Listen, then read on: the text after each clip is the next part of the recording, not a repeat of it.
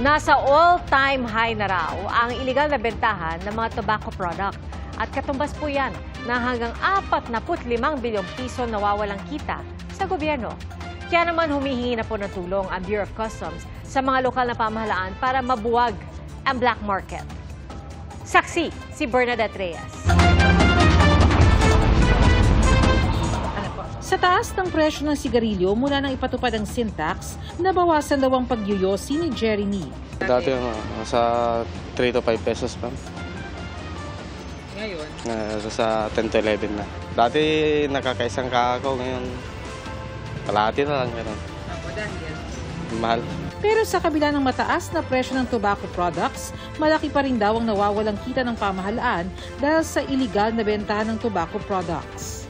Ayon sa Bureau of Internal Revenue, naglalaro sa 40 billion hanggang 45 billion pesos ang nawawalang kita ng pamahalaan dahil sa illicit trade ng mga tobacco products. Sa katunayan, ayon sa Philippine Tobacco Institute, umakyat na sa all-time high ang illicit trade sa tobacco.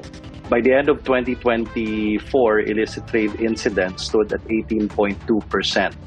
That is a 240% increase in just 4 years. 1 in every 5 cigarettes sold today is untaxed and unregulated. Tumaas rin daw ang bilang ng mga naninigarilyo dahil nagkaroon ng paglipat sa paninigarilyo ng legal na tobacco products sa iligal na mga produkto.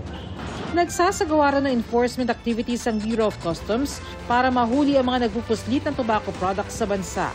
Kailangan daw nila ang tulong ng iba pang ahensya pati na ng mga local government unit dahil sa mas malawak na iligal na bentahan sa mga probinsya. The sources of illicit cigarettes in the southern borders come from our border countries, Malaysia and Indonesia. Ayon naman sa BIR, mahalaga raw ang pagtutulungan ng iba't ibang ahensya ng gobyerno para mapabilis ang paghuli at paghain ng kaso laban sa mga violator. We will be going into an interagency automatic sharing of information.